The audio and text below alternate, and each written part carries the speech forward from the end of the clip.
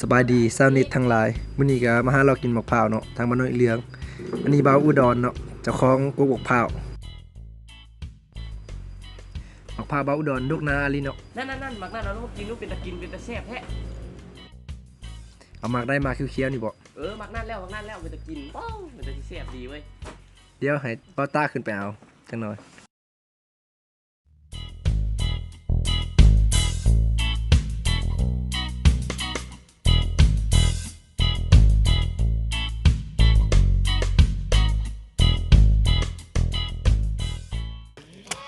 นี่บอตะกำลังพาบอกพาวเขาเรากินโดยเฉพาะมื้อนี้บอตะเพิ่นลอกเปลือกบอกพาวอยู่นี่คือวิธีการลอกเปลือกบอกพาวของบอตะเซียนพาบอกพาวเพิ่นแชมป์พาบอกพาวได้บอตะคนต่างถิ่นเด้คนต่างบ้าน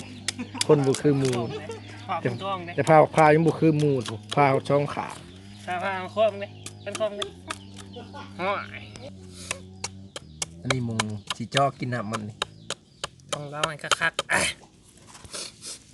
สุกิมูปลาทั้งก้นมันบ่ปลาทั้งขี้มันเขาจอทั้งหัวมันเลยเขาจอทั้งก้นมัน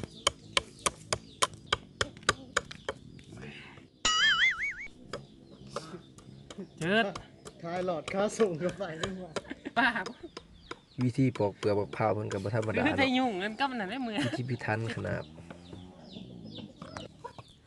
ใจเย็นใจเย็นยันผ้าเอามือนี่ก็กำลังขูดเอายุ่งมันเนาะขูดเอายุ่งมะพร้าวแม่มันทอกันเด้อบ่ตาเด้อซาฟิตทั้งหลายมันเด้อพยากมะพร้าวน้ำปล่อย